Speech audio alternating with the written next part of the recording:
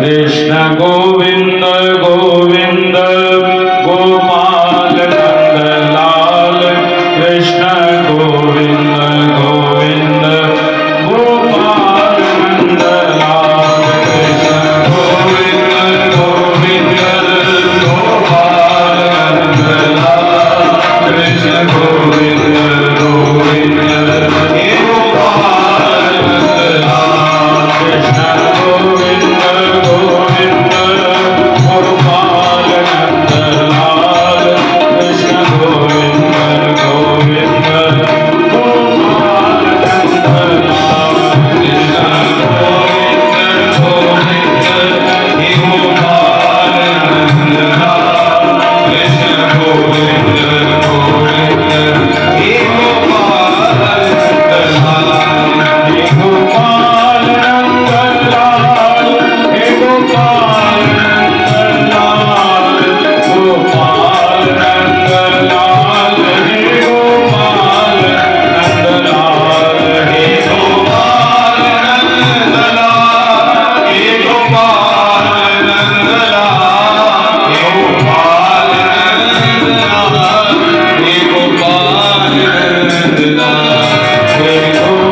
नंद लाल हे गोपाल नंद लाल हे गोपाल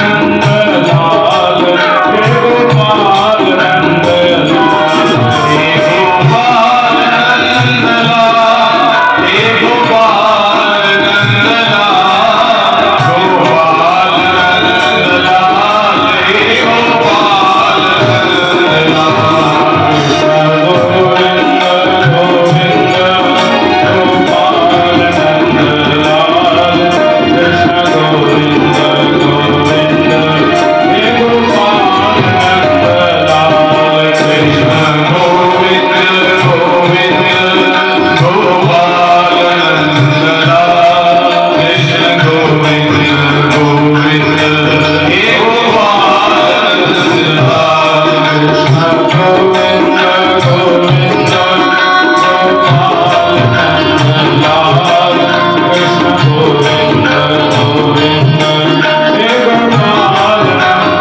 लाल कृष्ण गोविंद गोविंद गोपाल नंद लाल कृष्ण गोविंद गोविंद हे गोपाल नंद लाल हे गोपाल नंद लाल हे गोपाल नंद लाल गोपाल नंद लाल हे गोपाल नंद लाल हे गोपाल नंद लाल हे गोपाल नंद लाल गोपाल नंद लाल हे गोपाल नंद लाल कृष्ण गोविंद गोविंद गोपाल नंद लाल कृष्ण गोविंद गोविंद हे गोपाल नंद लाल कृष्ण गोविंद गोविंद गोपाल नंद लाल कृष्ण गोविंद गोविंद हे गोपाल नंद लाल कृष्ण गोविंद गोविंद गोपाल नंद लाल कृष्ण गोविंद गोविंद गोपाल नंद लाल कृष्ण गोविंद गोविंद गोपाल नंद लाल कृष्ण गोविंद गोविंद हे गोपाल नंद लाल गोविंद गोविंद गोपाल नंद लाल कृष्ण गोविंद गोविंद गोपाल नंद लाल कृष्ण गोविंद गोविंद गोपाल नंद लाल कृष्ण गोविंद गोविंद हे गोपाल नंद लाल बोलिए वृंदावन बिहारी लाल की जय हो। परम मंगल परात्पर अखिलेश्वर सच्चिदानंद घन अनंत कोटि ब्रह्मांड नायक साधन दाता भगवान श्री चक्रधर स्वामी जी के चरणार बिंदों पर शत कोटि दंडवत प्रणाम करके आज का ये परम पुनीत दिन कि हम सभी श्री धाम वृंदावन में बैठ करके श्रीमद् भागवत कथा का श्रवण कर रहे हैं और आज उसका तृतीय दिवस और उसमें उपस्थित हमारे बीच में श्री क्षेत्र परमेश्वरपुर, जहाँ का मन में विचार किया जाए। भगवान श्री चक्रधर महाराज कहते हैं केवल मन में विचार करने से वहाँ का पुण्य जो है वो लाभ प्राप्त हो जाता है। ऐसे परमेश्वरपुर से पधारे हुए परम पूजनीय प्रातः स्मरणीय श्रद्धेय श्री बड़े बाबा जी और उसी तरह से ही उपस्थित सभी संत महंत तपस्विनी बाइयां सभी के चरणारविंदों को स्पर्शित करते हुए आज की कथा का आरंभ करते हैं। कल हमने श्रवण किया कि किस तरह से हम अपने ज्ञान और भक्ति को बढ़ा सकते हैं, क्योंकि जब तक जीवन में ज्ञान नहीं है तब तक हमारे को परमेश्वर का बोध नहीं हो सकता, और जब तक परमेश्वर का बोध नहीं होगा तब तक हमारे को परमेश्वर के प्रति प्रेम पैदा नहीं हो सकता, और जब तक प्रेम पैदा नहीं होगा तब तक हम उसके नजदीक नहीं जा सकते। उसके नजदीक जाने के लिए हमारे को सर्वप्रथम परमेश्वर का ज्ञान अर्जित करना होगा, और वो ज्ञान किस तरह से प्राप्त होता है उसके लिए बताया। श्रीमद् भागवत कहता है कि उस ज्ञान को प्राप्त करने के लिए जीव के भीतर श्रद्धा होनी चाहिए, और जब श्रद्धा होगी तब जाकर के कहीं ये जीव परमेश्वर के बोध के लायक बन सकता है। और जब भक्ति अगर चाहे जीव कि भक्ति मुझे मिलनी चाहिए, तो उसके लिए परमात्मा के श्री चरणों में दृढ़ विश्वास होना चाहिए। जब तक दृढ़ विश्वास नहीं होगा तब तक हमारे को परमात्मा भक्ति प्रदान नहीं करते। याद रखिए, परमात्मा सबको सब कुछ देते हैं, लेकिन भक्ति बहुत कम लोगों को देते हैं, और भक्ति जिसे प्राप्त हो जाती है फिर वो भक्त परमात्मा के बिना जीवित नहीं रह सकता, वो परमात्मा के बिना वियोग में नहीं रह सकता, और वो भक्त परमात्मा को अति प्रिय है।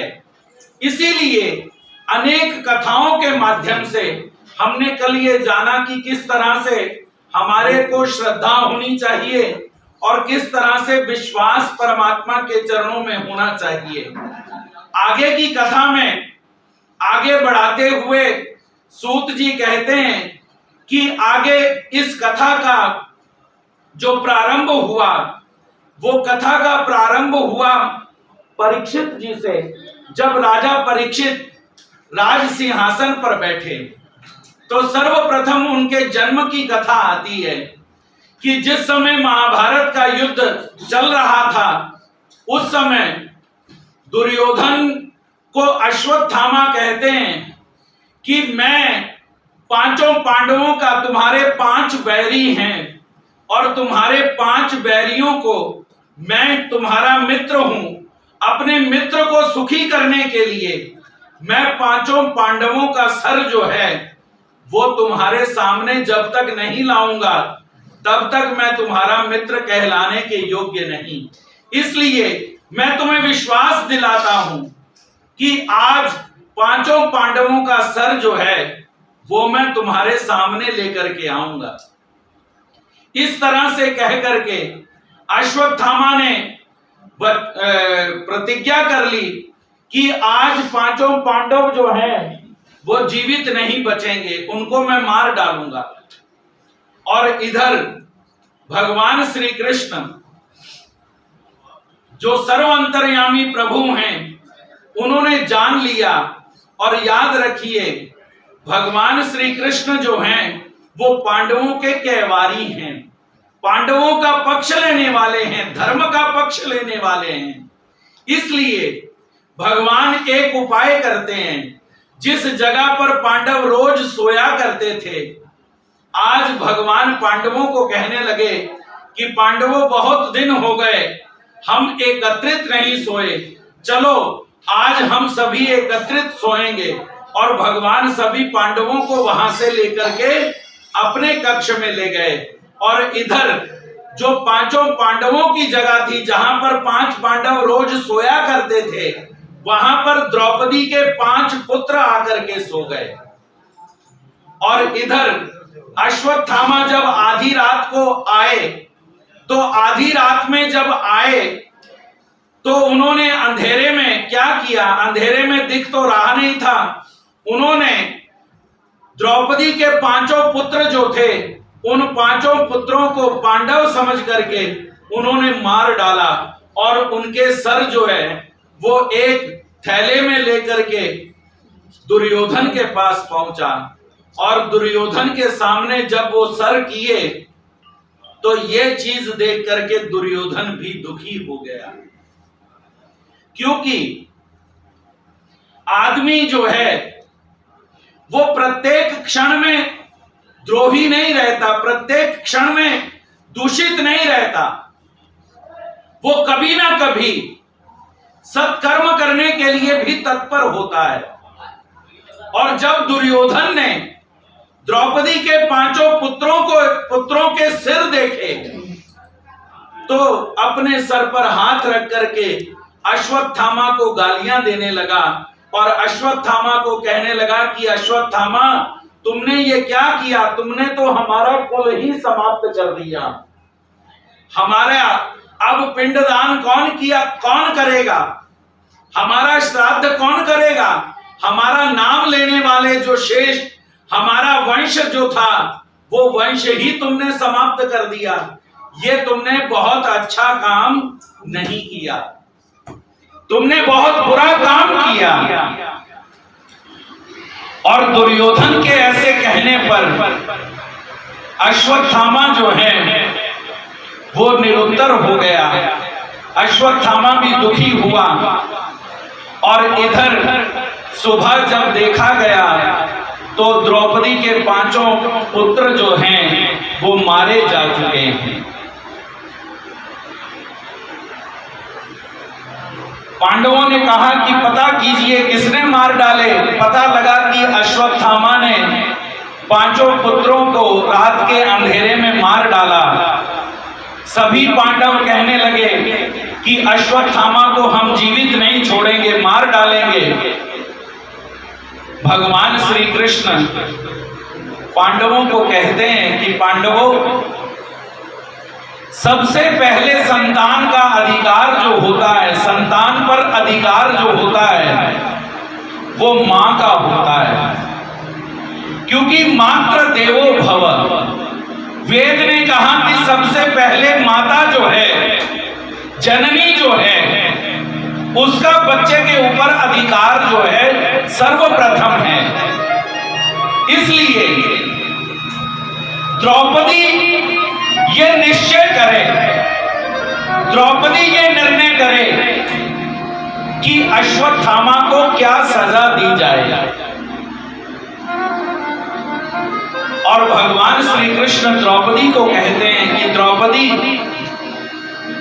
तुम बताओ कि ऐसा कुकर्म जिसने कर लिया हो, ऐसा पाप कर्म जिसने किया, उसे क्या सजा मिलनी चाहिए। द्रौपदी ने जब भगवान श्री कृष्ण ने द्रौपदी से यह प्रश्न पूछा तो द्रौपदी भगवान श्री कृष्ण को कहती है कि कृष्ण, अश्वत्थामा जो है वो कदापि मारने के योग्य नहीं है, उसे मारने से पांडवों को पाप ही लगेगा। उसके 2 कारण हैं। पहला कारण कि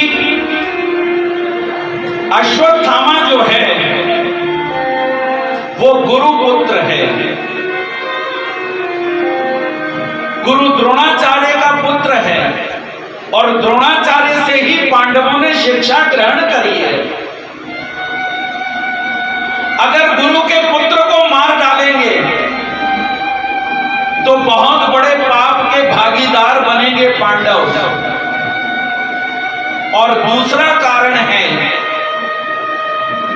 कि अश्वत्थामा जो है वो जाति से ब्राह्मण है और 3 चीजों के ऊपर कभी भी हाथ नहीं उठाना चाहिए। उन्हें मारने योग्य, वो मारने के योग्य नहीं है। पहला है ब्राह्मण, दूसरी है स्त्री और तीसरी है गाय।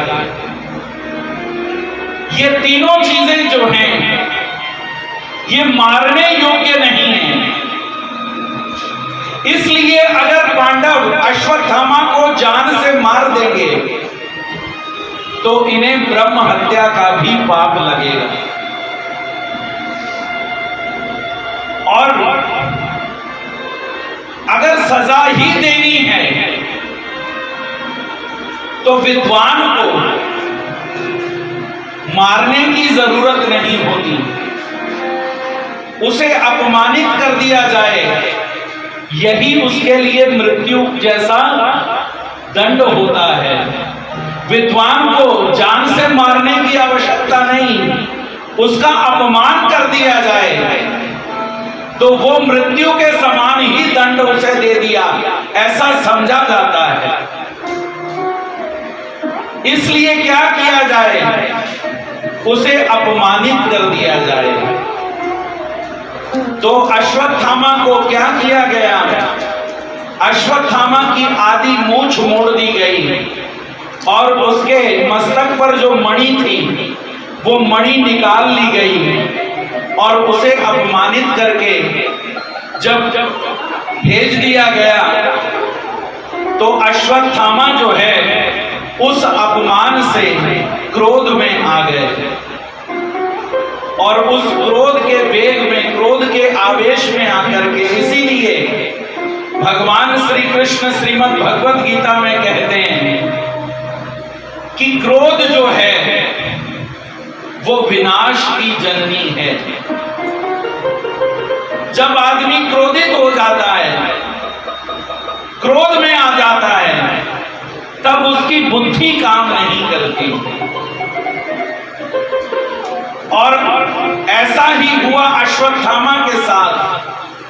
अश्वत्थामा ने क्या किया, अश्वत्थामा ने क्रोध के आवेश में आकर के कहा कि पांडवों ने मेरा अपमान कर दिया, अब मैं अपने अपमान का बदला इस तरह से लूंगा कि इनका सारा वंश ही समाप्त हो जाए। इसलिए उसने ब्रह्म अस्त्र का प्रयोग किया। किसके ऊपर, अभिमन्यु की पत्नी उत्तरा जो थी वो गर्भवती थी उस समय, और अश्वत्थामा ने उनके ऊपर ब्रह्मास्त्र का प्रयोग किया। लेकिन जिसका कैवारी भगवान हो, जिसके साथ भगवान श्री कृष्ण हो, जिसके साथ परमात्मा हो, याद रखिए उसका बाल भी बांका नहीं हो सकता। कोई हमने ना शाम साथ देखा, कोई हमने ना शाम साथ देखा, कोई हमने ना शाम साथ देखा, कोई हमने ना शाम साथ देखा। ध्यान वो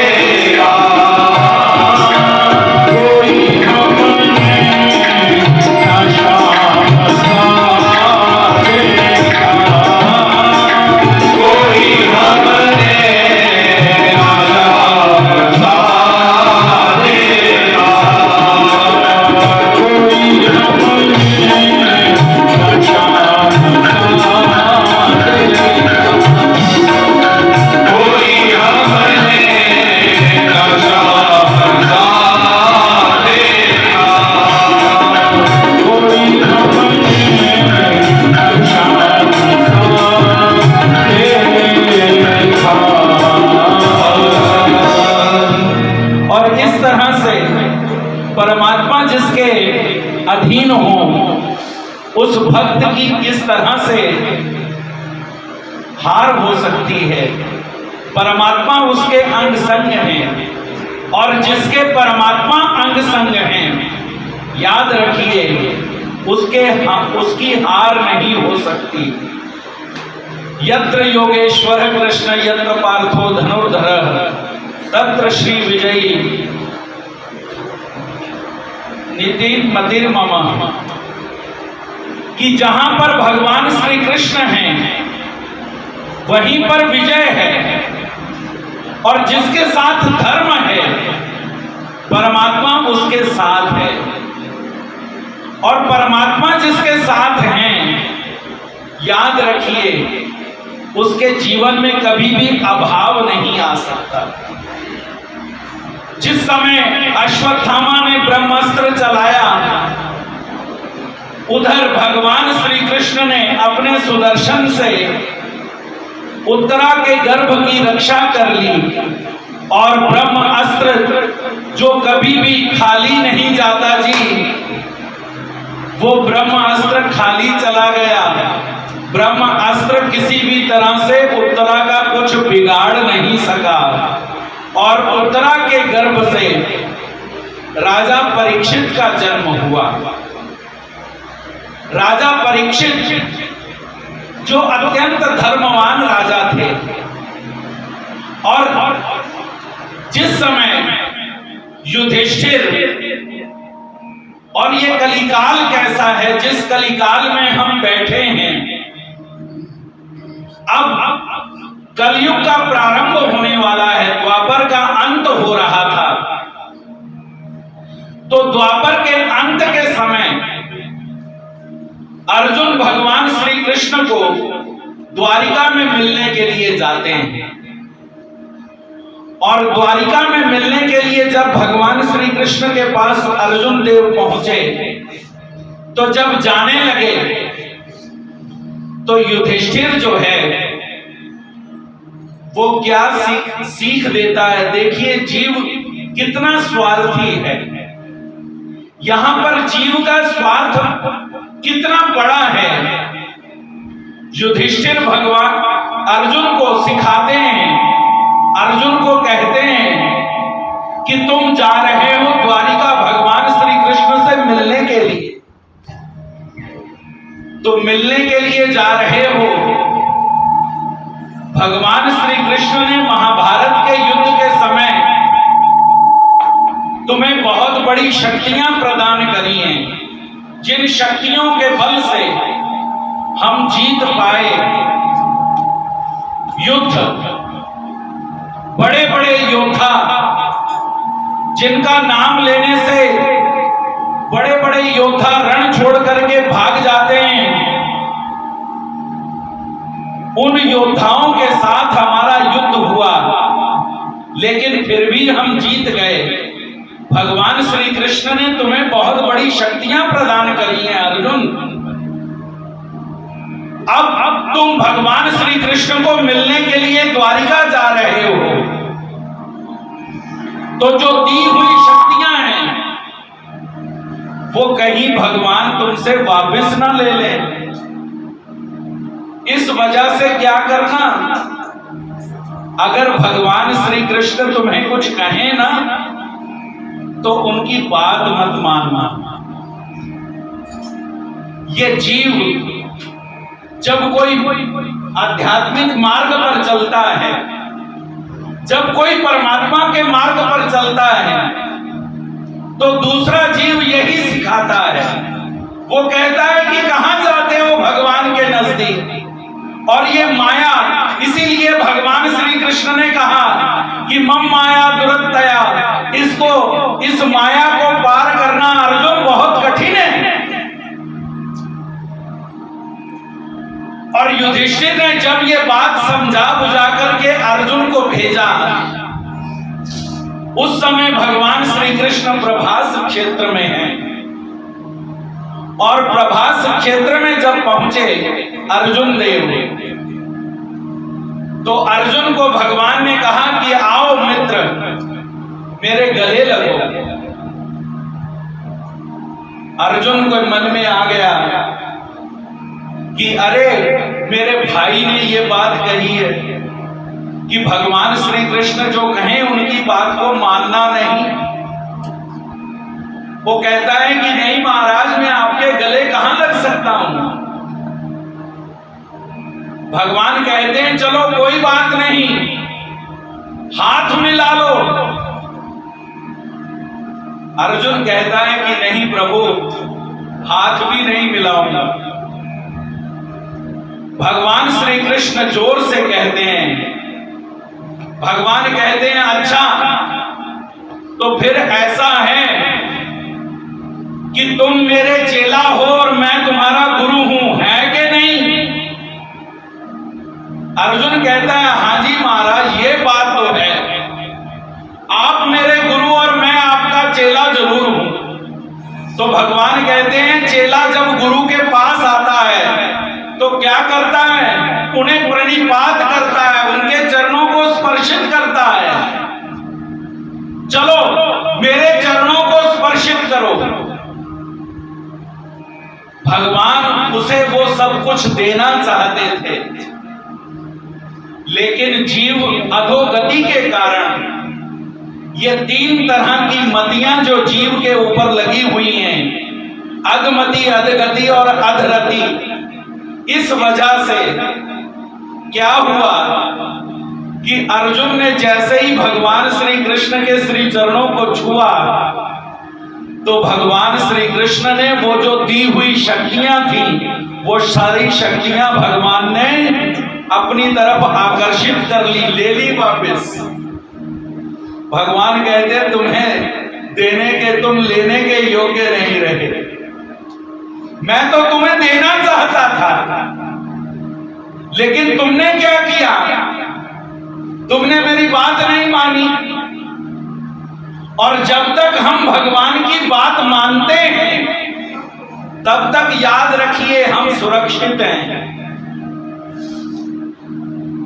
सीता कब तक सुरक्षित है? कब तक रावण उसे हाथ नहीं लगा सकता? जब तक सीता लक्ष्मण रेखा के भीतर है।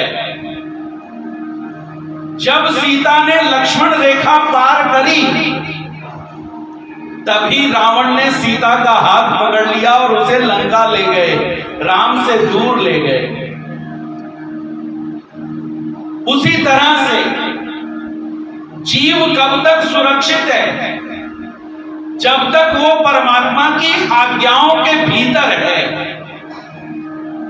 जब जीव ने परमात्मा की आज्ञाओं का उल्लंघन किया तभी ये माया पकड़ लेती है जी। और जब माया पकड़ लेती है तब ये जीव परमात्मा को भूल जाता है। समय बड़ा बलवान है, नहीं बड़ा इंसान। भीलन लूटी गोपिका, वही धनुष वही बाण।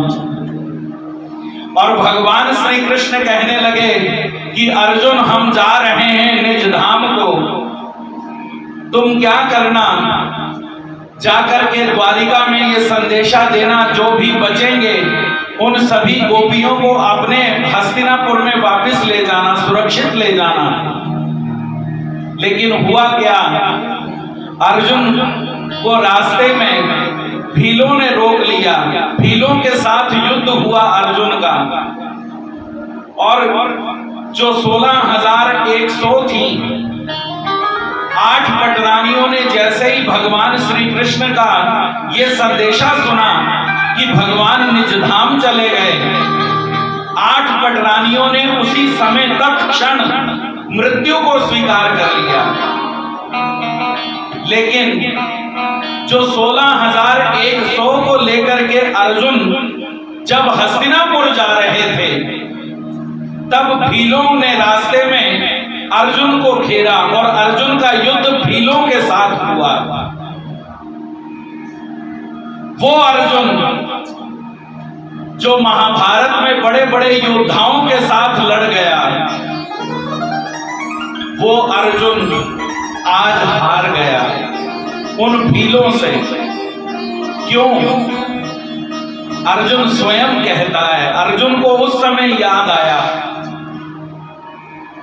कि मैं क्यों हारा, क्योंकि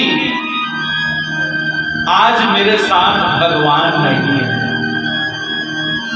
जब तक मेरे साथ भगवान थे, जब तक मेरे साथ श्री द्वारिकाधीश थे, तब तक मेरे जीवन में कोई कष्ट नहीं था, मुझे हार का सामना नहीं करना पड़ा। लेकिन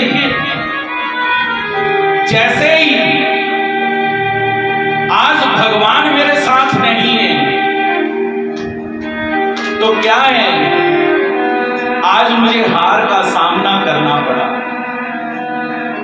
और जो थोड़ी बहुत गोपिकाएं बची, अर्जुन ने धनुष बाण के नीचे जिन गोपियों को 4-5 गोपियां बच पाई, उन गोपियों को साथ में लेकर के वो हस्तिनापुर पहुंचे और पांडवों को भगवान जाते हुए संदेशा देकर के गए कि पांडवों, अब कलयुग लगने वाला है, इसलिए तुम क्या करना, तुम हिमालय की ओर चले जाओ। लेकिन युधिष्ठिर आखिर में वही चिंता, आदमी की 3 चिंताएं बहुत बड़ी हैं। आदमी की 3 ही चिंताएं हैं। पहली चिंता है मेरे पास धन हो, दूसरी चिंता है कि समाज में मेरा सम्मान हो, और तीसरी चिंता है मेरे पास पुत्र हो। और कोई इच्छा नहीं है इस जीव की। युधिष्ठिर अपने मन में विचार करते हैं कि जिस राज्य के लिए सारी जिंदगी हम लड़ते रहे, आज उसे छोड़ करके, बिना सिंहासन के, बिना राजा के, उसे छोड़ करके कैसे चले जाएं? सो युधिष्ठिर जो हैं वो रुक गए। 7 दिन युधिष्ठिर इस कलयुग में रहे, लेकिन उन्होंने कुछ खाया और पिया नहीं।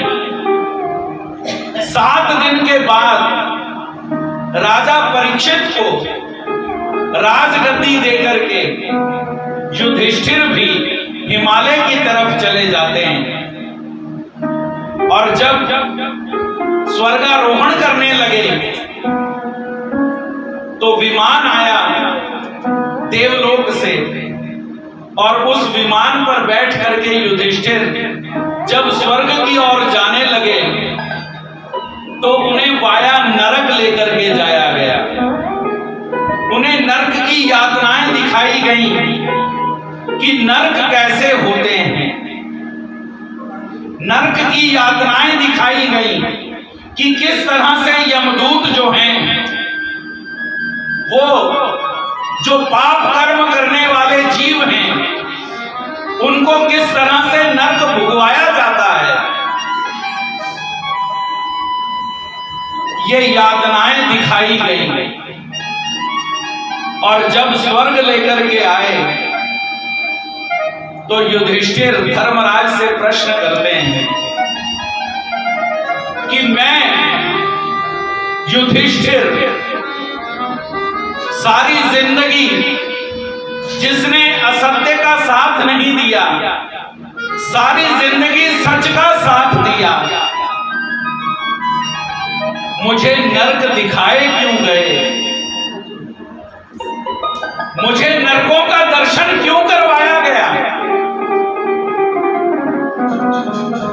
इसका कारण बताइए। धर्मराज कहते हैं कि बेटा,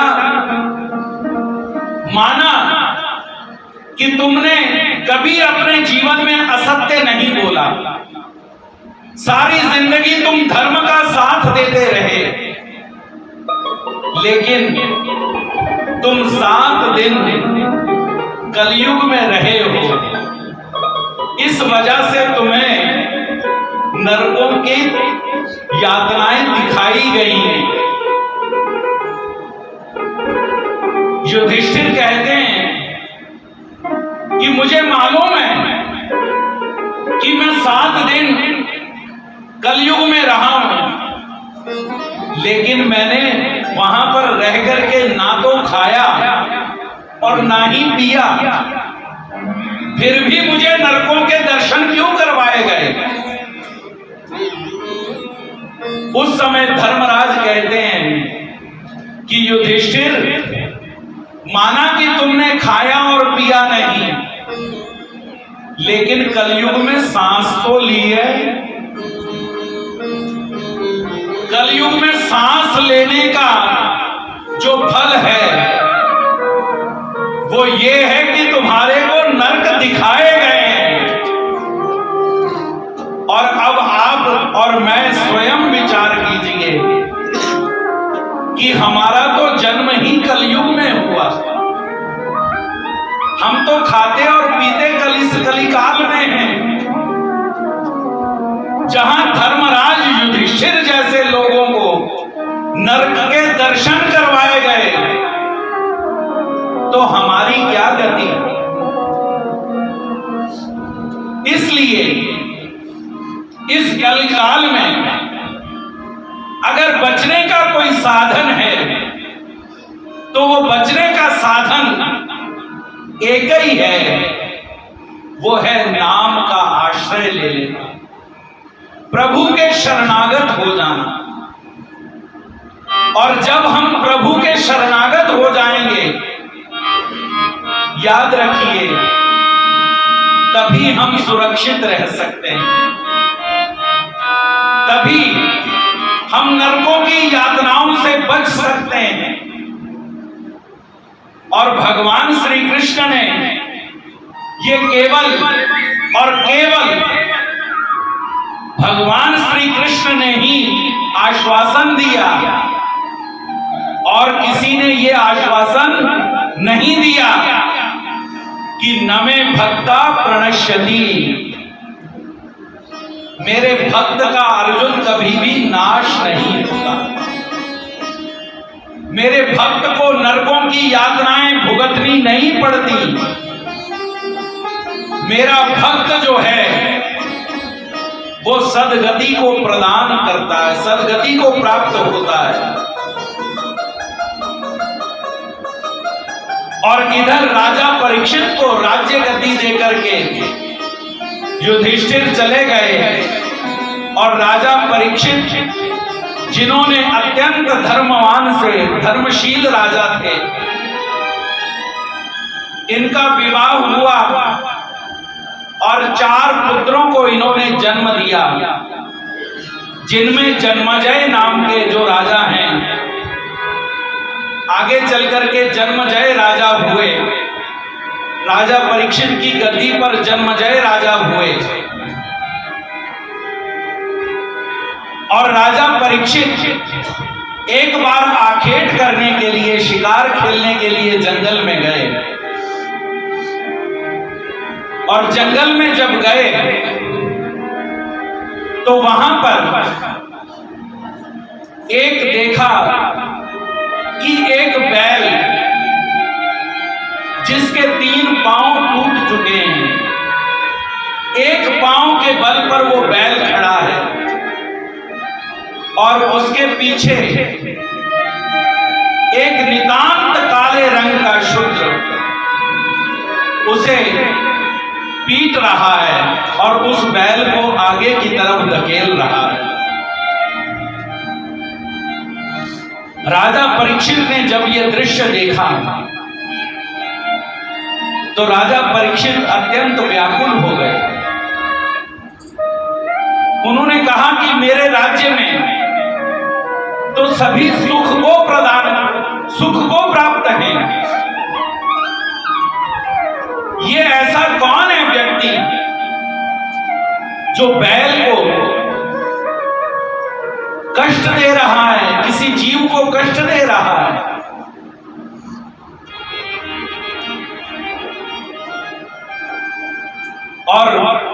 राजा परीक्षित ने उसे रोका, कहा कि तुम कौन हो? और उस व्यक्ति ने कहा कि राजन, मैं कोई और नहीं, मैं कलयुग हूं। और ये बैल कौन है? ये बैल है धर्म, सत्य, अहिंसा, करुणा और शांति।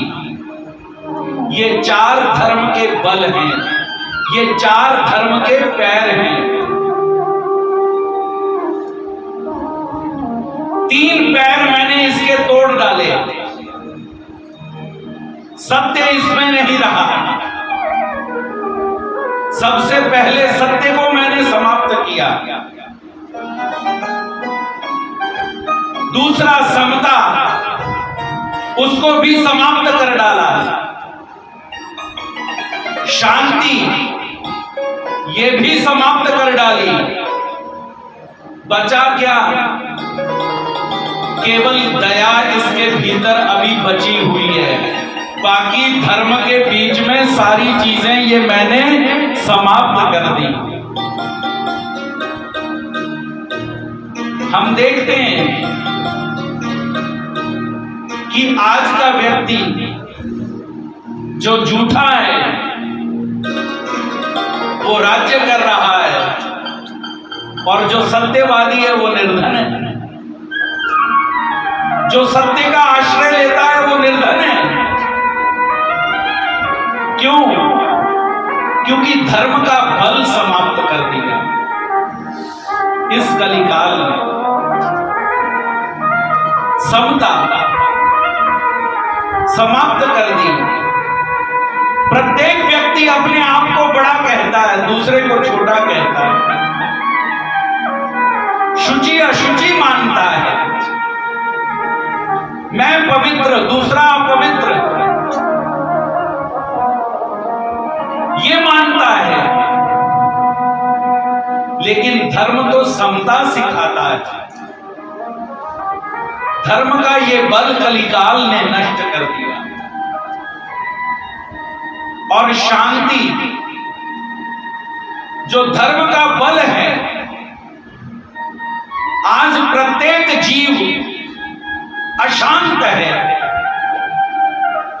किसी भी तरह से उसे शांति नहीं मिल पा रही। वो शांति की खोज में है,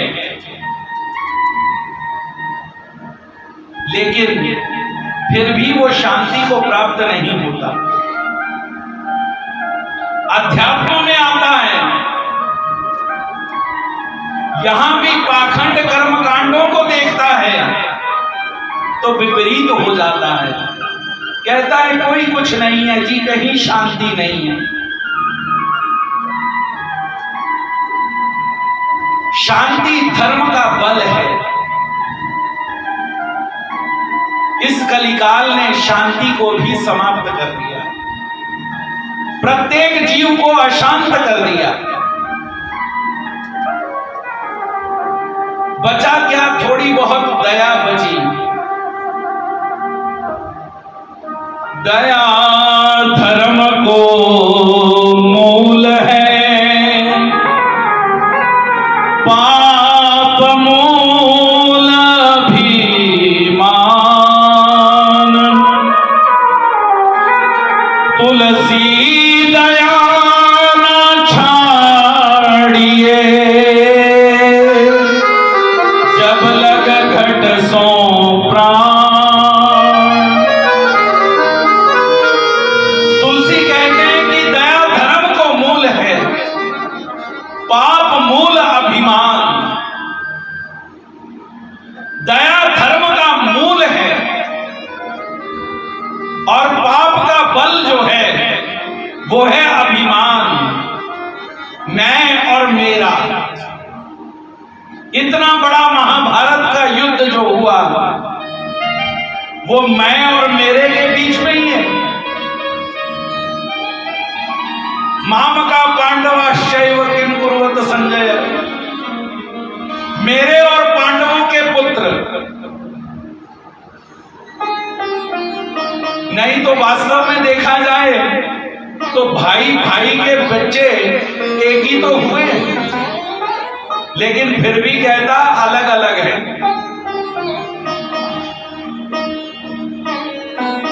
पाप मूल अभिमान, पाप का मूल है अभिमान। मेरे जैसा कोई नहीं, ये जो समझ लेता है वो पाप का आश्रय ले रहा है। इसलिए मैं नहीं, मेरा नहीं, ये तन किसी का है दिया।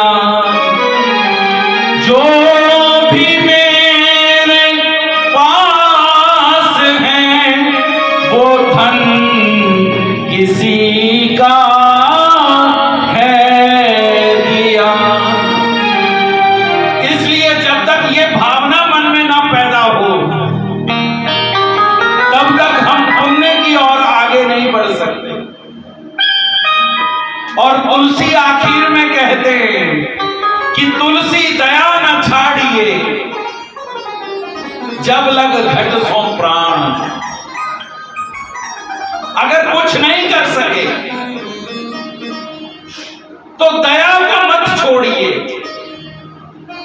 जब तक आप जीवित हैं तब तक धर्म का आश्रय मत छोड़िए। परीक्षित कहते हैं कि मेरे इस राज्य में तुम्हारा आना कैसे हुआ संभव,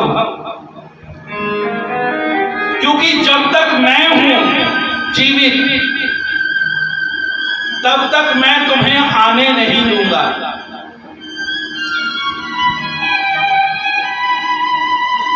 और तब तक धर्म को भी मैं सुरक्षित करके रखूंगा। राजा परीक्षित को कलयुग का संवाद आगे आता है। सूत जी कहते हैं कि कलयुग कहने लगा राजा परीक्षित को कि राजन, ये तो समय का प्रभाव है। ये संसार जो है, हमने कल श्रवण किया कि संसार में एक दोष है। 3 तरह के दोष बतलाए मैंने। उसमें से एक दोष जो है अनित्यता का। जो आज है वो कल नहीं होगा, जो कल है वो परसों नहीं होगा। नित्य प्रतिदिन हम बदल रहे हैं और ये समय जो है ये चलता रहता है। राजा परीक्षित को कलयुग कहता है कि पीछे 3 युग बीत गए, 3 समय बीत गए, अब मेरा समय शुरू होने वाला है। अब मेरा समय शुरू हो चुका है। ठीक है, आप जब तक जीवित हैं तब तक आपके राज्य में पूरा नहीं फैलूंगा, लेकिन आप मुझे जगह तो दीजिए कहीं पर रुकने की। कहां रुकूं? राजा परीक्षित कलयुग को कहते हैं कि कलयुग, अगर रुकना चाहते हो तो पहली जगह तुम्हें देता हूं जहां पर लोग हिंसा करते हैं, वहां पर तुम्हारा निवास हो। दूसरा,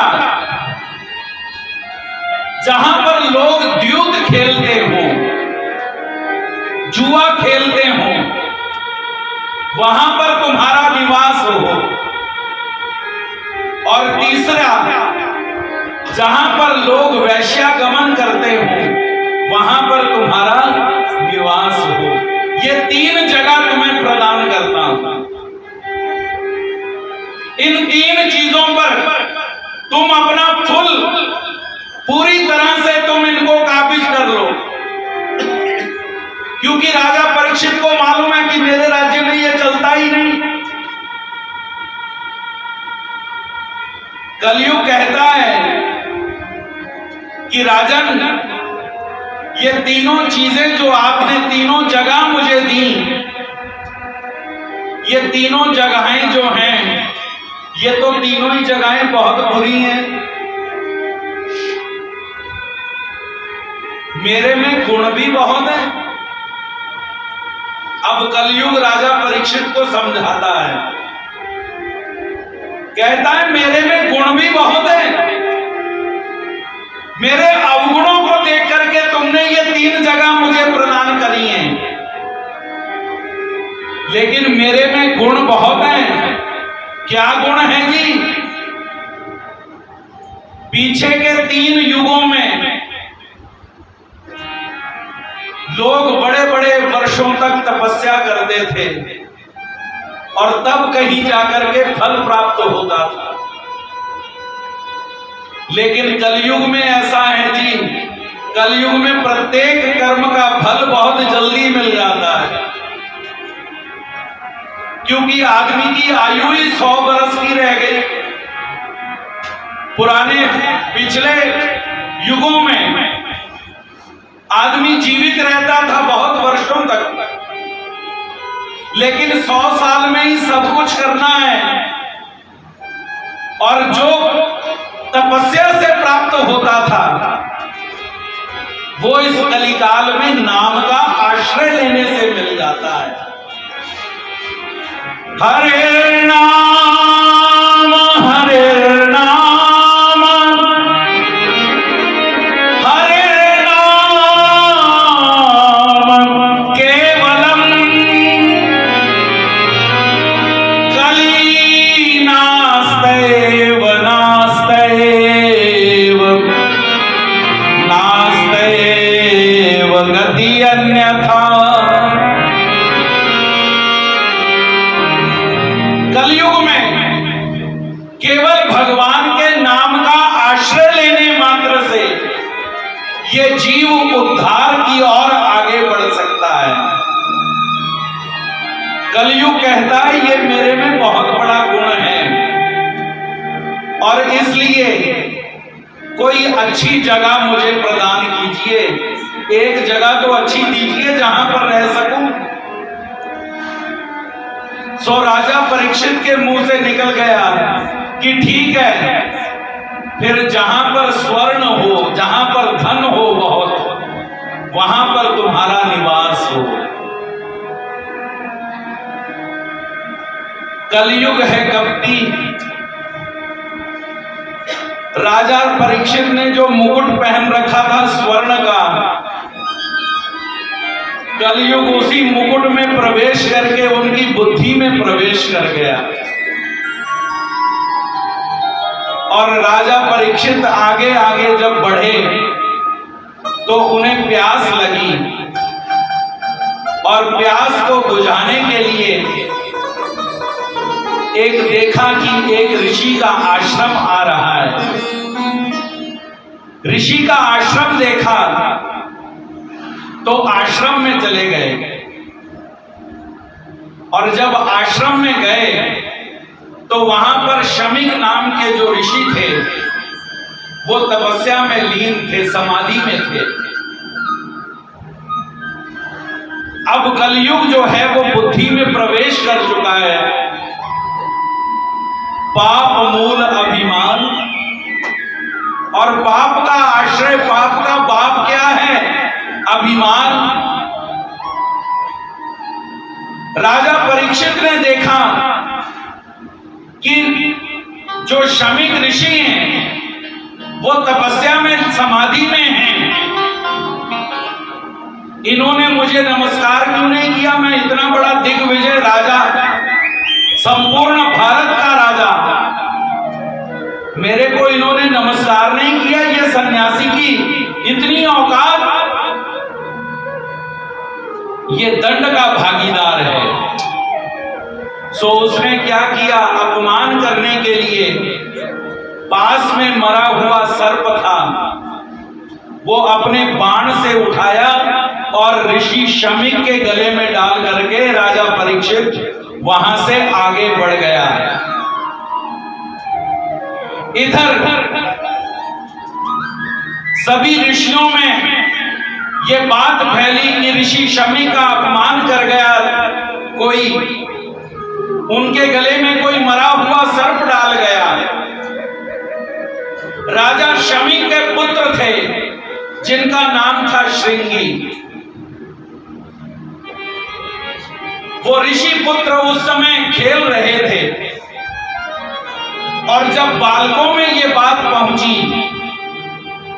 कि तुम्हारे पिताजी का कोई अपमान कर गया, उनके गले में सर्प डाल गया मरा हुआ, जैसे ही ऋषि श्रृंगी ने ये बात सुनी, तत्क्षण ऋषि श्रृंगी ने जल लिया और श्राप दे दिया कि जाओ, जिसने भी मेरे पिताजी के गले में मरा हुआ सर्प डाला है, उनका अपमान किया है, उसकी 7 दिनों में तक्षक सर्प के द्वारा मृत्यु हो जाएगी, ऐसा मैं उसे श्राप देता हूं। थोड़ी देर में ऋषि शमीक के जिस समय नेत्र खुले, जब समाधि से बाहर आए, उस समय त्रिकालदर्शी हैं ऋषि शमीक। उन्होंने जाना कि अरे ये तो राजा परीक्षित के द्वारा किया गया कर्म है, लेकिन राजा परीक्षित ऐसे तो नहीं है। हो सकता है क्योंकि जीव गलतियों का पुतला है, मुझे क्रोध नहीं करना चाहिए था, मेरे बालक को क्रोध नहीं करना चाहिए था। लेकिन याद रखिए, जो श्राप और वरदान हैं वो कभी व्यर्थ नहीं जाते। इसीलिए हमारी संस्कृति में आशीर्वाद लेने का नियम है। हम आशीर्वाद लेते हैं और जो आशीर्वाद लेता है वो आशीर्वाद कार्य करते हैं जी। हमें लगता है कि नहीं कार्य करते, लेकिन वो कार्य करते हैं। श्राप और वरदान ये दोनों ही काम करते हैं। इसीलिए हमारे साधनदाता भगवान श्री चक्रधर महाराज ने कहा कि किसी भी तरह से दूसरे जीव को कष्ट मत दो, ऐसा कर्म मत करो जिससे दूसरे को कष्ट हो, क्योंकि दूसरे का जब मन दुखेगा तो उसके मन से निकली हुई आय जो है वो तुम्हें लगेगी, वो कार्य करेगी। और भगवान ने तो यहां तक कहा कि जीव मात्र की तो छोड़िए, एक चींटी तक आपसे दुखी नहीं होनी चाहिए, एक चींटी तक आपसे दर्द में नहीं आनी चाहिए। चींटी तक का विचार किया भगवान ने और कहा कि किसी भी तरह से इन्हें कष्ट मत दीजिए, किसी जीव को कष्ट देने का अधिकार हमें नहीं। और जब हम किसी को कष्ट देते हैं तो उसके द्वारा निकली हुई हा जो है वो हमें लगती है। ऋषि शमीक ने अपने बेटा को कहा कि बेटा तुमने बहुत बड़ा पाप कर दिया, इतने धर्मवान राजा को तुमने श्राप दे दिया। मैं जाता हूं और उन्हें अवगत कराता हूं। ऋषि शमीक राजा परीक्षित के पास पहुंचे और जैसे ही राजा परीक्षित ने अपने महल में जाकर के वो मुकुट उतारा तो तत्क्षण उनकी जो सद्बुद्धि थी वो सद्बुद्धि ने काम किया और कहा कि मुझसे बड़ा भारी दोष हो गया कि आज मैंने ऋषि का अपमान कर दिया। वो जान गए और इधर ऋषि शमीक जब राजा परीक्षित को मिलने के लिए आए और शमीक ऋषि राजा परीक्षित को कहते हैं कि राजन, अब तुम्हारे जाने के दिन जो हैं वो बहुत नजदीक हैं। तुम्हारे द्वारा जो मेरा अपमान हो गया, मैं अपमान और मान से परे हूं। मैं जानता हूं कि तुम धर्मवान राजा हो, लेकिन मेरे पुत्र के द्वारा, मेरे पुत्र ने तुम्हें यह श्राप दे दिया कि 7 दिनों के भीतर तक्षक नामक सर्प जो है वो तुम्हें काट लेगा और तुम्हारी उससे मृत्यु हो जाएगी।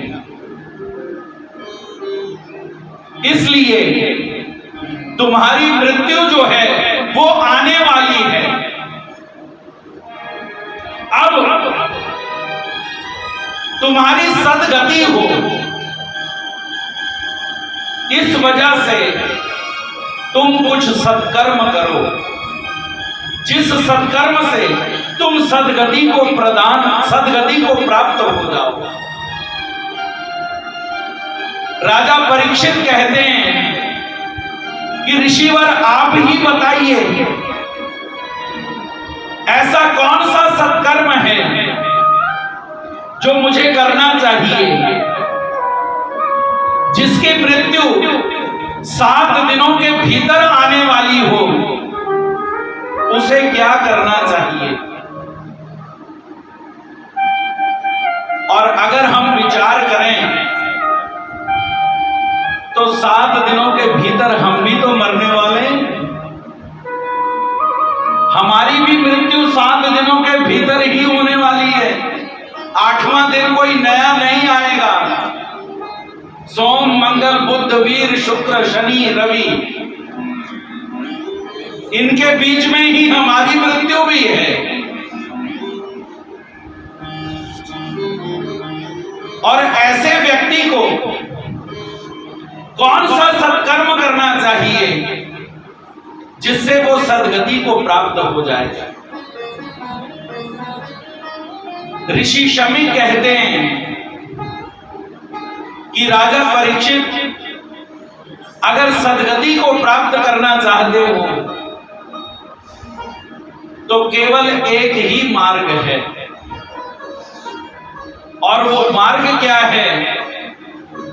वो मार्ग ये है कि तुम्हारे पूर्वजों की जिन्होंने रक्षा करी और जो तुम्हारे जन्म का कारण बने, ऐसे भगवान श्री कृष्ण का पवित्र चरित्र अगर तुम श्रवण कर लो तो तुम सद्गति को प्राप्त हो जाओगे। राजा परीक्षित कहते हैं कि गुरुजी, आपने ये तो बता दिया कि श्री कृष्ण चरित्र सुनना है, श्रवण करना है, तो आप ये भी बताइए कि मैं किनसे श्रवण करूं? कौन है जो भगवान को जानता हो? क्योंकि जो भगवान को जानता ही नहीं, जो श्री कृष्ण को जानता ही नहीं, वो श्री कृष्ण के बारे में बताएगा कैसे?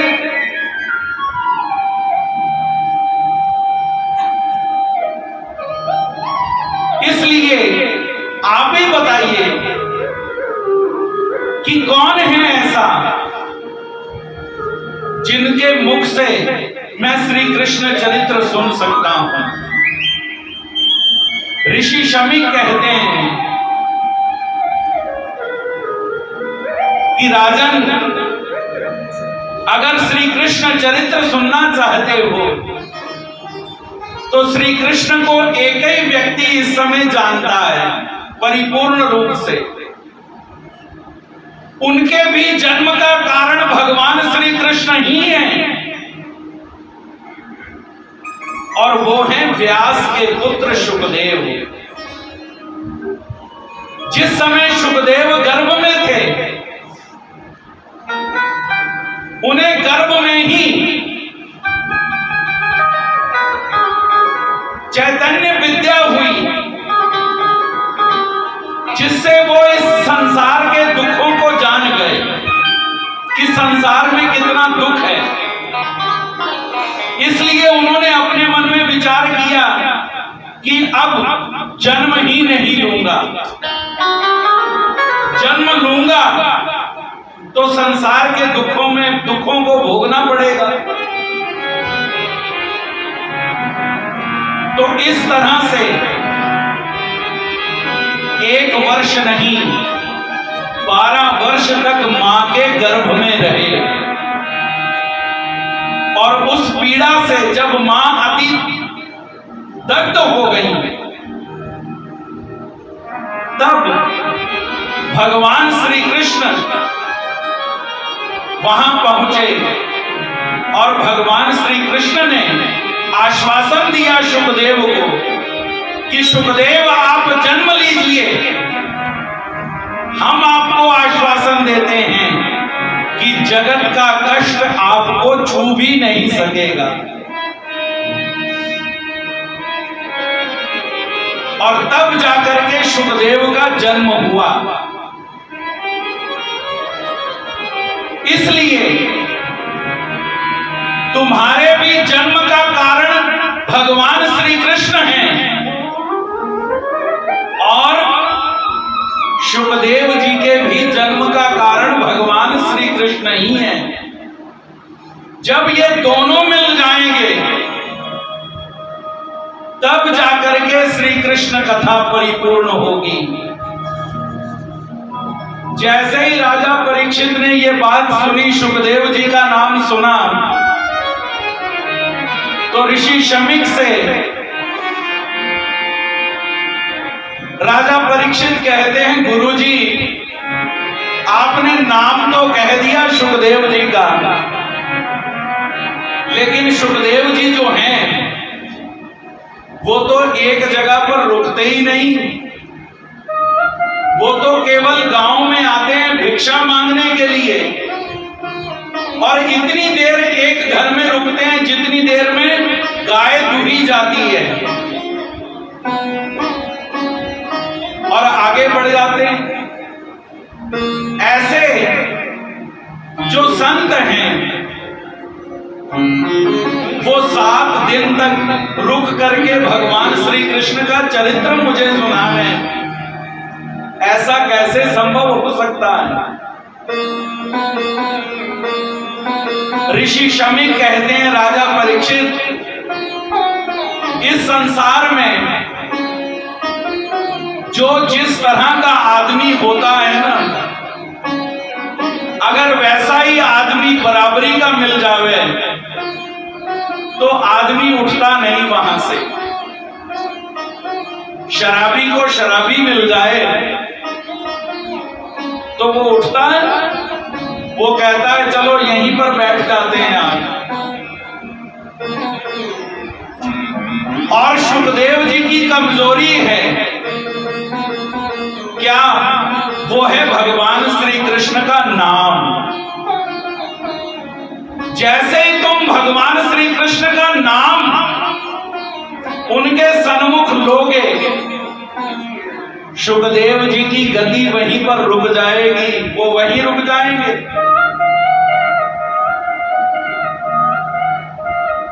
राजा परीक्षित, शुकताल है उत्तराखंड में, उस जगह पर सुखदेव जी उन्हें मिले और सुखदेव जी को जैसे ही भगवान श्री कृष्ण का नाम लिया तो सुखदेव जी जो हैं वो वहीं पर रुक गए और राजा परीक्षित जो है, राजा परीक्षित उनसे कहता है कि हे महात्मन, सुखदेव जी का आगमन हुआ और ये तीसरी बार श्रीमद् भागवत कथा का आयोजन हुआ। जैसे ही पता चला सभी को तो जितने भी ऋषि हैं, महर्षि हैं, वो सभी एकत्रित होने लगे कि सुखदेव जो हैं वो कथा सुनाने लगे हैं, इसलिए हम भी चलें और उनकी कथा को श्रवण करें। तो 88,000 ऋषि जो हैं वो सभी ऋषि एकत्रित होकर के वहां पर पहुंचे और सुखदेव जी को व्यास गद्दी पर बिठाया गया और राजा परीक्षित मुख्य यजमान के रूप में वहां पर सन्मुख बैठे और सुखदेव जी व्यास गद्दी पर विराजमान हुए और विराजमान होकर के अब सुनाने लगे, कथा श्रवण करवाने लगे।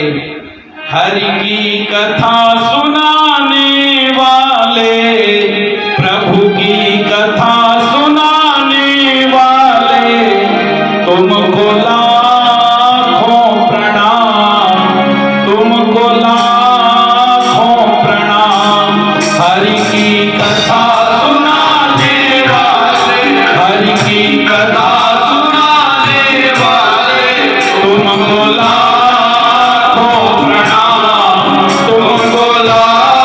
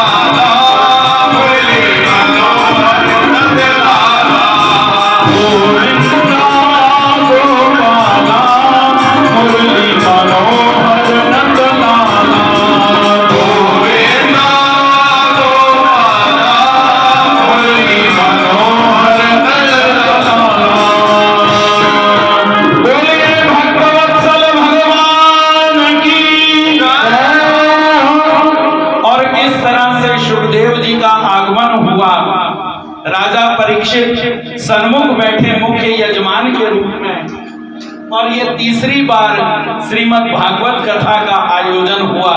7 दिन का ये यज्ञ हुआ, क्योंकि सत्कर्म जो है वो सत्कर्म यही है कि हम भगवान के शरणागत हो जाएं। बाकी इस जीवन में जितने भी कर्म हैं, उन कर्मों का अच्छा और बुरा फल हमें प्राप्त होगा, लेकिन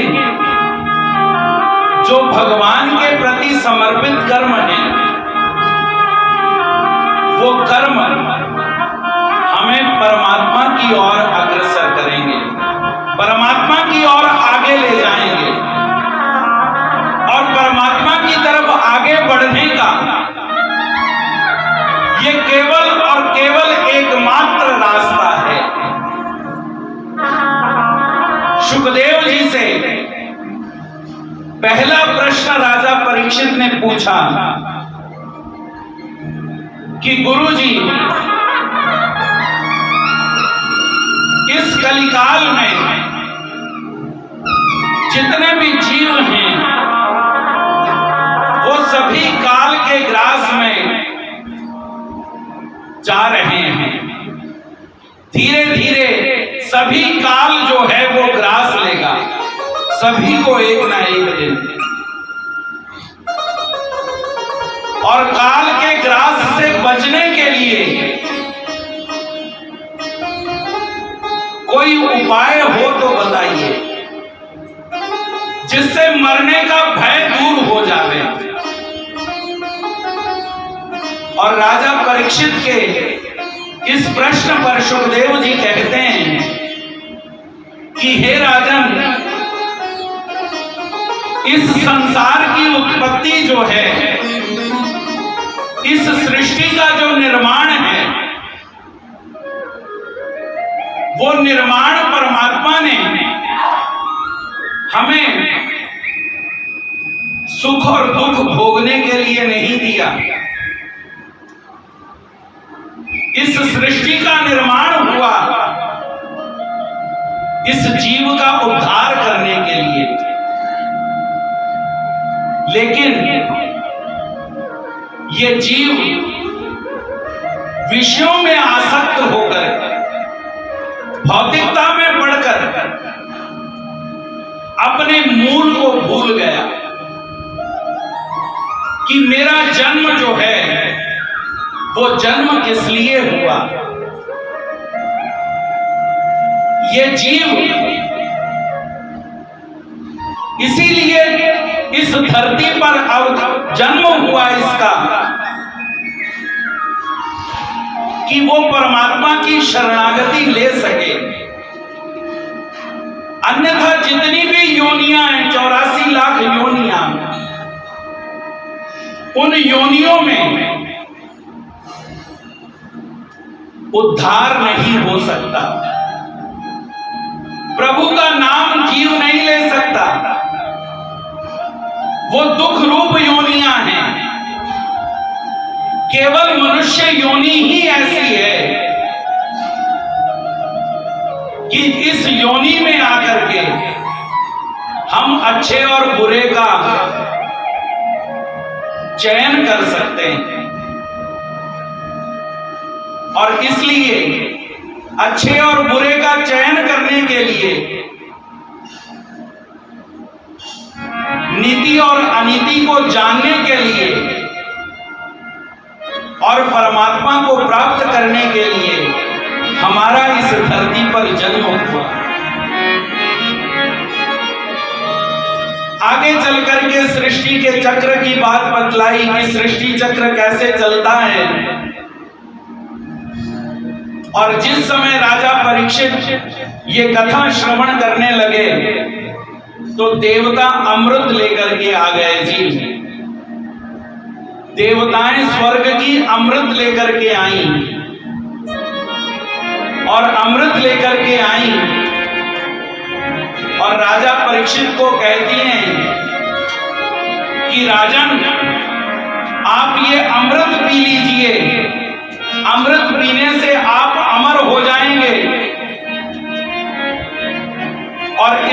बदले में आप हमें ये कथा श्रवण करने दीजिए, क्योंकि ये कथा अमृत से भी बढ़कर है। अमृत पीने मात्र से हम थोड़ी देर के लिए सुख फलों को तो प्राप्त हो सकते हैं, लेकिन फिर दोबारा जन्म और मरण के चक्र में हमें आना ही होगा, क्योंकि कर्म के 4 ही सिद्धांत हैं।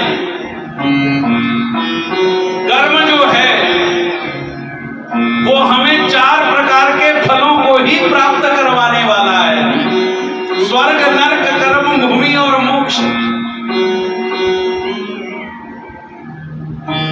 इनसे बढ़कर के कोई 5वां फल नहीं है कर्मों का, और 5वां अगर चाहते हो और वो है परम मुक्ति। वो परम मुक्ति कैसे प्राप्त हो सकती है?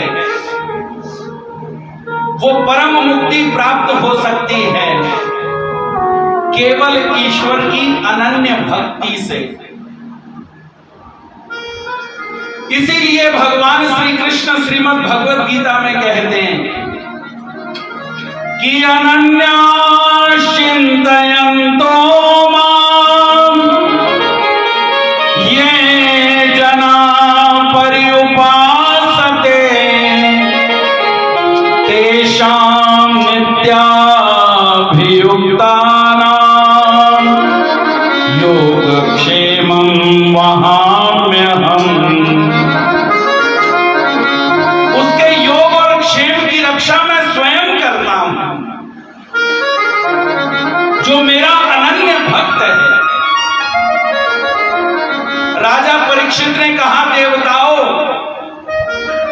मुझे ये अमृत नहीं चाहिए। ये अमृत पीने से मेरे सवाल, मेरा मसला हल नहीं होगा। मेरा मसला हल होगा इस कथा को श्रवण करने से। मुझे अमृत की जरूरत नहीं। कहां हीरा और कहां कांच के टुकड़े। राजा परीक्षित ने अमृत को कांच के टुकड़े कह दिया और कहा कि मुझे अमृत नहीं चाहिए,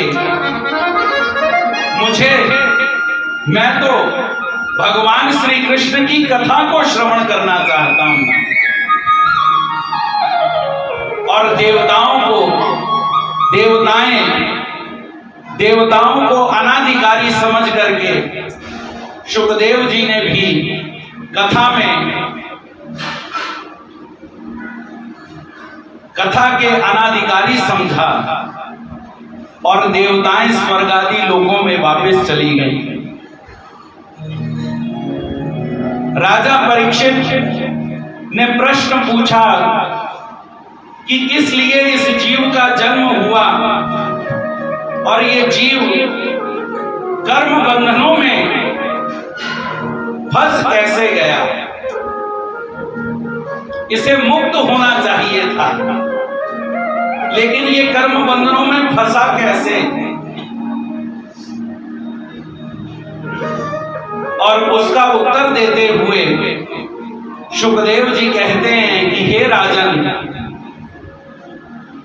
इस जीव का जन्म हुआ उद्धार करवाने के लिए कि वो जन्म लेकर के परमात्मा की भक्ति कर सके, परमात्मा की अनन्य शरणागति ले सके। लेकिन संसार में आसक्त होकर ये जीव भूल गया,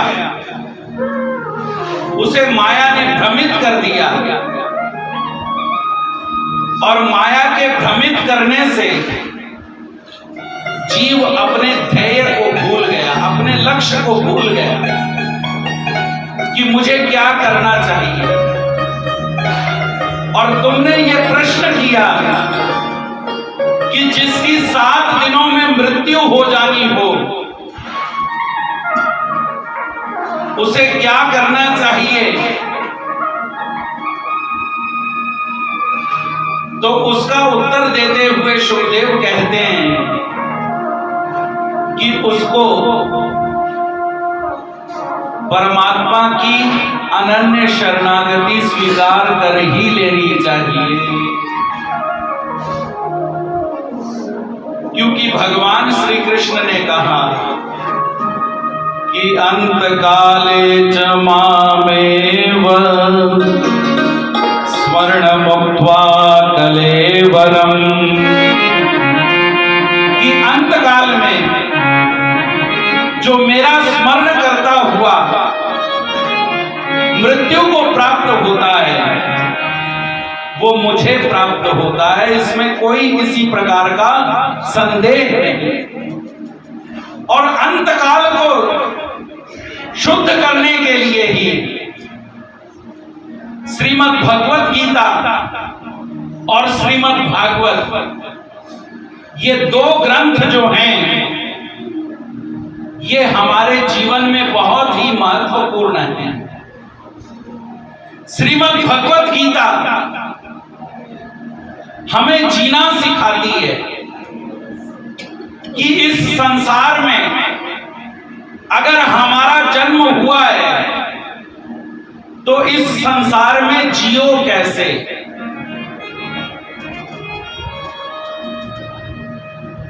इस संसार में रह करके कर्म किस तरह से किए जाने चाहिए और किन कर्मों से परमात्मा की प्राप्ति होती है, इस सभी का विस्तार पूर्वक वर्णन श्रीमद् भगवत गीता में भगवान श्री कृष्ण ने अर्जुन को करवाया।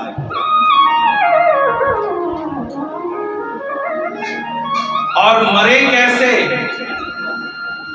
क्योंकि जन्म और मृत्यु ये दोनों ही हमारे साथ जुड़ी हुई हैं।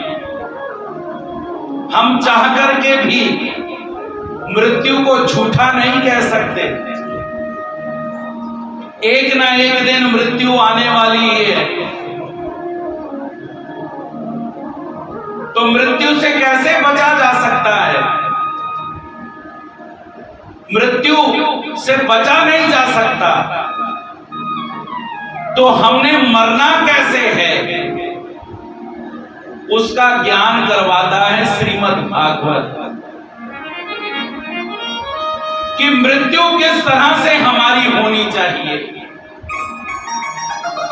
राजा परीक्षित ने कहा कि काल सभी को ग्रास रहा है, जो काल से बचना चाहते हैं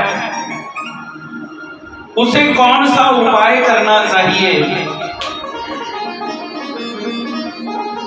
तो उसके लिए शुकदेव कहते हैं कि केवल एकमात्र उपाय है, अगर काल से बचना चाहते हो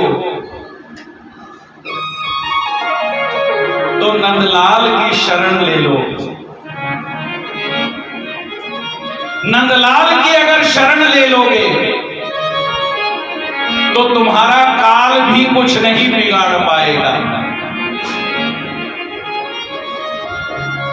भगवान हमारे साधनदाता प्रभु श्री चक्रधर महाराज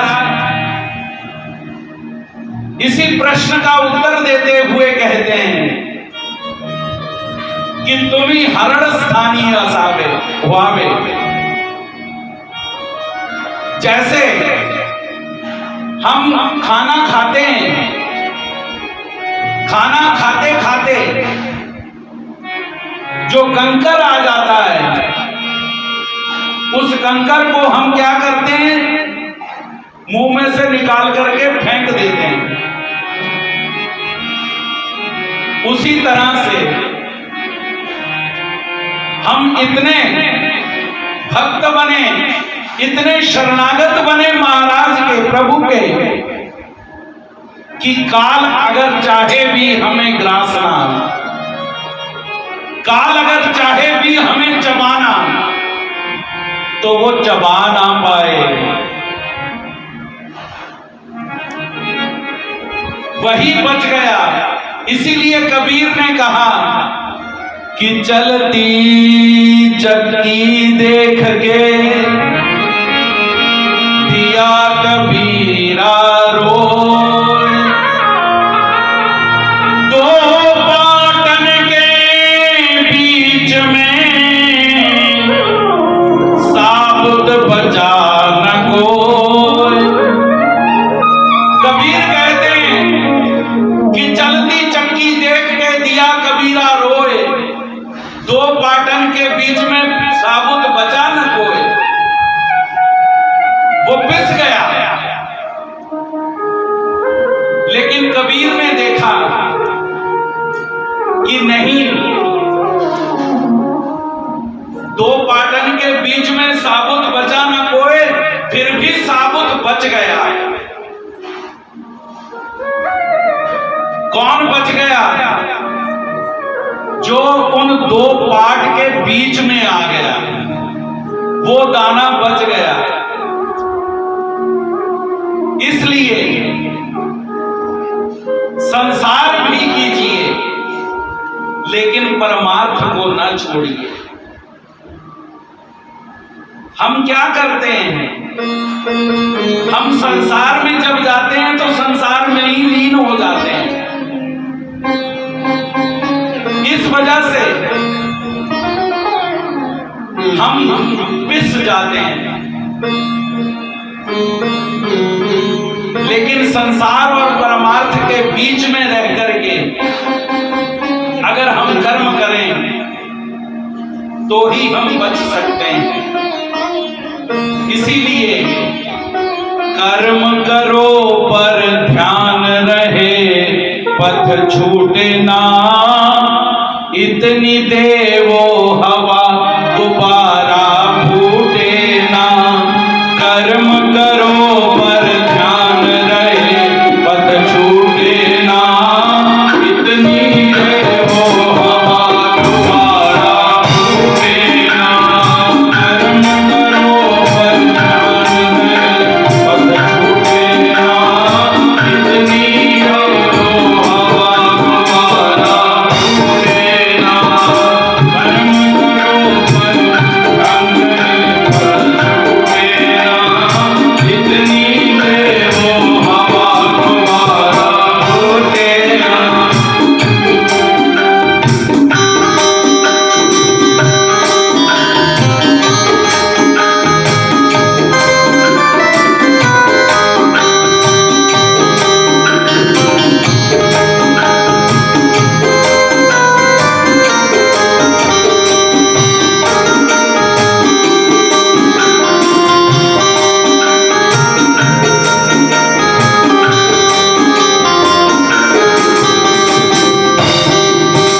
एक बार गोद भी करिए पर पोथ नष्ट ना होवे।